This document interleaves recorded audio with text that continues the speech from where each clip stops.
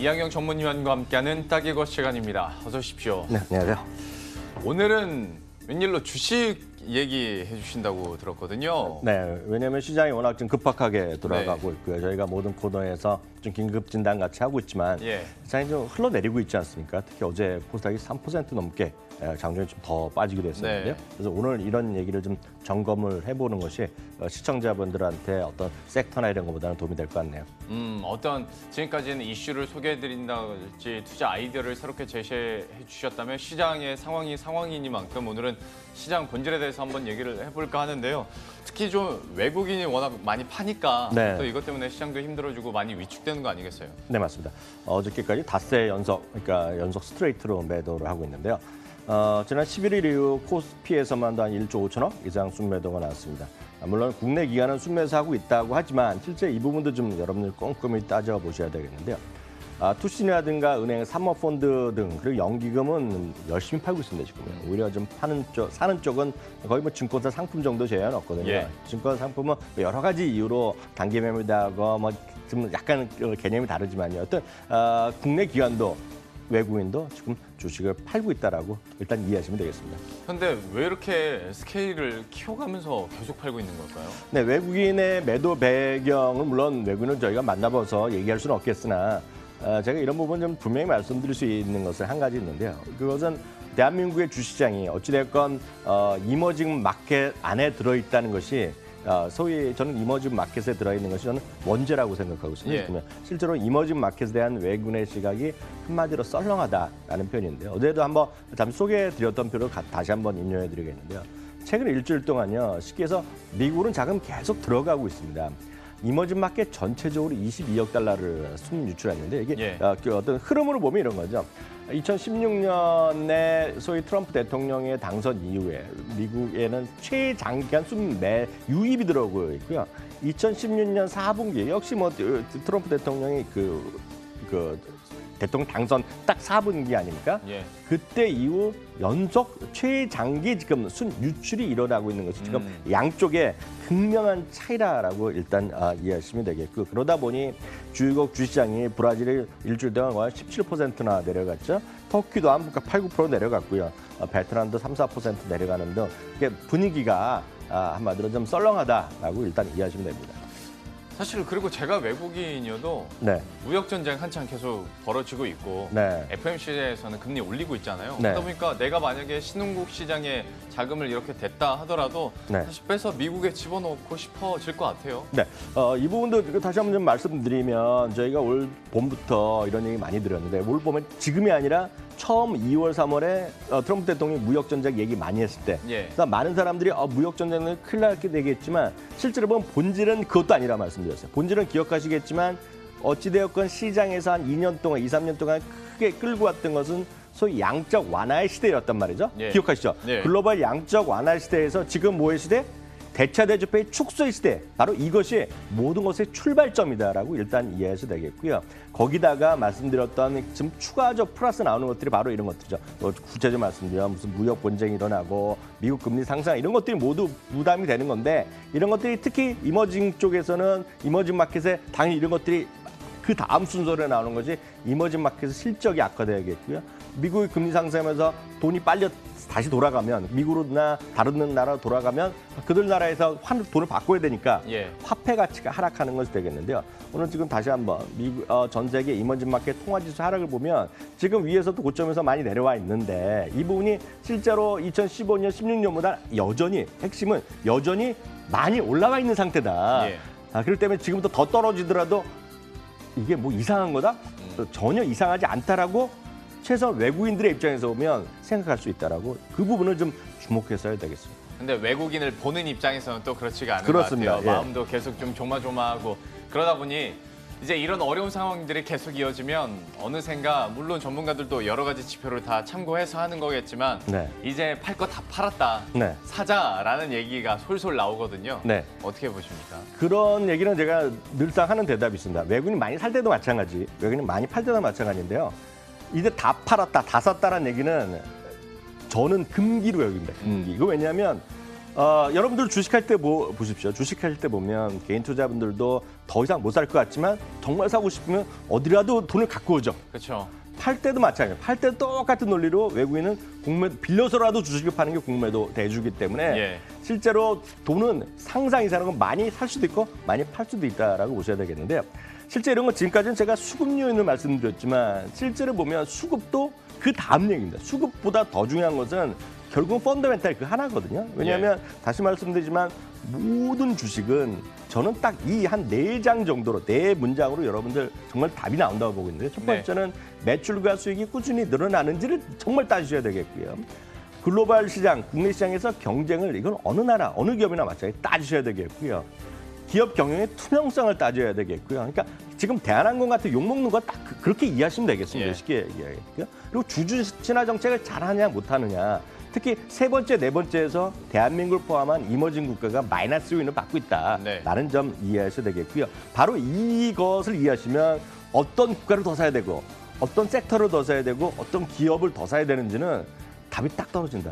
저는 분명히 말씀드릴 수 있겠습니다. 참 그러면 이런 투자 포인트를 기초로 해서 전 세계 주식 시장의 펀더멘털 상황이 어떤지 객관적으로 좀 분석을 해주시죠. 이 부분은 제가 무슨 능력이 있어갖고 전 세계를 한 장에 보여드릴 수는 없잖아요. 예. 이건 인용할 수밖에 없겠는데요.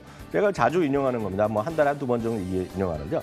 1년 내내 발표되는 전 세계 기업들의 실적을 발표하는 직업이 팩트셋이라는 곳이 있습니다. 예. 그 팩트셋 자료를 기초로 대한민국 몇몇 증권사가 매주 월요일 내지 화요일 날 자료를 발표하는데요.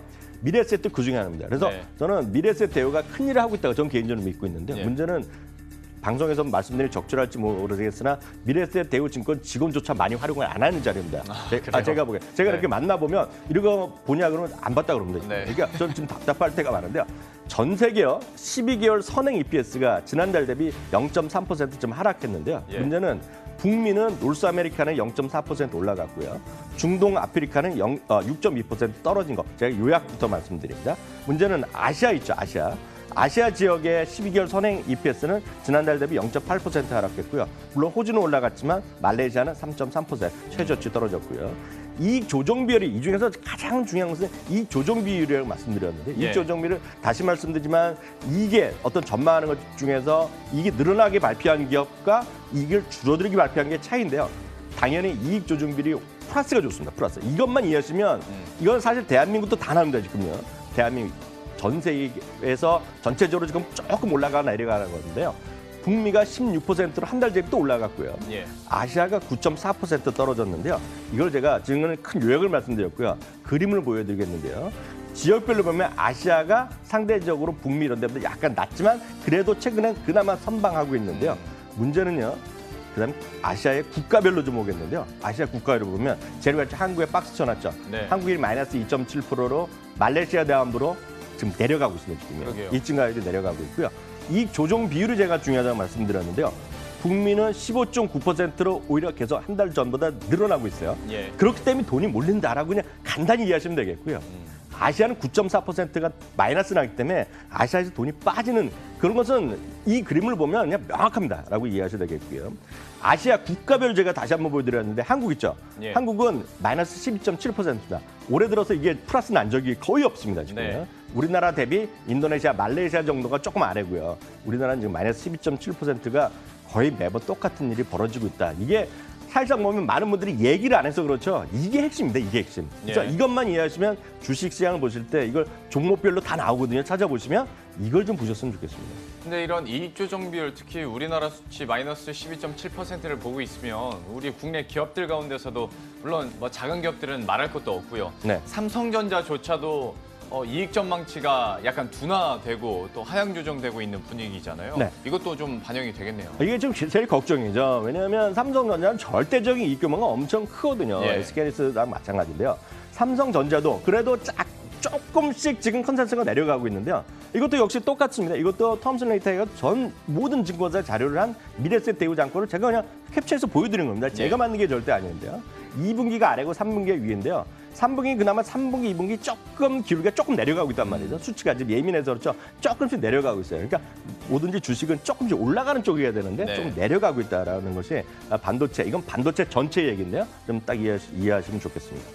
근데 반도체 이 전망 이렇게 얘기하는 거랑 미국의 반도체 업종 올라가는 거랑 네. 또 우리나라 반도체 올라가는 거랑 너무 따로 노는 것 같아서요. 이거 좀 설명해 주셔야 이런 될 것 같아요. 것들을 언론에서 많이 얘기하거든요. 그리고 증권사에서 일부 그냥 쉽게 얘기하는 친구들이 미국의 반도체 지수 올라가는데 왜 삼성전자 안 올라가느냐. 뭐 그랬더니 막 사야 돼. 그럴 수 있죠. 뭐 틀린 얘기는 아닌데 이렇게 이해해서 되겠습니다. 삼성전자는 어찌됐건 메모리 반도체 집중이 되겠고요. 우리가 여러분들이 보시는 많이 얘기하는 소위 반도체 지수, SOXX 이런 것들은 비메모리가 절대적인 다수인데요. 이게 앞서 말씀드린 앞서는 반도체 전체고요. 이건 삼성전자 자체만 보는 겁니다. 이것도 역시 팩트셋 기준을 그대로 보여드리는 겁니다. 이건요. 이거는 이익의 성장세가 위에서 지금 작년부터 분기별로 쭉쭉쭉 나오는데 위에 제가 박스권 치는 걸 보면 최근에 약간 위에서 고점은 정체돼 있거나 조금 중간이 가운데선이 평균치인데요. 그렇죠. 조금 내려가고 있는 모습 보이고 있거든요. 이게 바로 삼성전자가 되겠고요. 사실 SOX에서 제일 지금 비중이 큰 기업이 지금 엔비디아랑 인텔이거든요. 엔비디아를 제가 그래프 좀 보여드리겠는데요. 엔비디아의 똑같은 약간 다르죠. 엔비디아는 계속 이익 성장 쭉쭉쭉 올라가고 있죠. 지금 계단치로 올라가고 있죠. 바로 이것입니다. 이게 미국이가 됐건 어디 됐건 이익이 증가하는 기업들의 어떤 흐름이 되겠습니다. 그러면 역설적으로 제가 오늘 준비 안 해봤는데 지금 대한민국에서 이익 증가폭이 이익이 쭉쭉쭉 올라가는 것이 여러분들이 제가 늘 말씀드리지만 여러분들이 아는 기업 중에서는 예를 들어서 이런 게 있죠. 최근에 특히 올라간 것은 삼성 SDI가 있고요. 예를 들어서 신세계 그런 거 있죠. 호텔차 이런 것들이 좀 올라가는 그림이 납니다. 지금. 그러니까 지금 이건 물론 삼성은 절대치가 높지만 그리고 앞서 말씀드린 삼성전자는 이 이머징 마켓에서 절대적인 비중을 3일 차지하는 게 약점이 절대 비중이 높지만 삼성전자가 지금 미국의 반도체 기업을 쫓아가지 못하는 이유는 이 그림 하나로 끝난다라고 이해하시면 되겠습니다. 그러게 어떤 이렇게 정체되는 거랑 위쪽으로 어쨌거나 아까 이렇게 계단 올라가는 다시 한번 거랑. 보여주시기 바라면 아까 엔비디아인데 엔비디아 뭐 제가 뭐 대표적인 거 아니라 그냥 자체입니다. 엔비디아 쭉쭉쭉 계단식이 올라가고 있지 않습니까? 그러게요. 그러니까 이 부분을 이해하는 사람과 이해하지 못하는 사람은 그냥 주가 싸다고 사고 무슨 재료로 사고 남북 경협 사고 이런 거다라고 그냥 쉽게 이해하시면 되겠습니다. 그러면 이런 걸 다 종합해봤을 때 대응 전략 좀 어떻게 세우고 계십니까? 이런 거죠. 전체적으로 보면 앞서 말씀드렸듯이 수급이 계속 좋지 않고요. 펀더멘탈이 지금 쉽게 해서 불리합니다. 지금 대한민국을 포함한 이머징 마켓. 제가 봤을 때는 좀 보수적 시향관이 불가피하다고 보고 있겠고요. 어떤 경우에도 매매는 좀 자제하셔야 되겠습니다. 물론 크게 오를 수가 분명히 있죠. 다만 늘 말씀드리지만 주식 투자는 확률의 게임인데요. 지금 확률이 좀 낮습니다. 그러니까 홈런이 잘 안 나오는 시기다. 대한민국에서. 그러니까 지금은 수급도 개선하고 전체적인 어떤 시장 자체 이런 것들이 주가 좀 올라가는 걸 확인하고 재매수하거나 추가 매수하는 것을 권해드리고 싶네요. 주식시장에 대한 본질 그리고 컨센서스에 대해서 함께 살펴봤고요. 좀 보수적으로 현재 구간은 좀 대응을 하자라는 얘기까지 들어봤습니다. 지금까지 이항영 전문위원과 함께했습니다. 고맙습니다.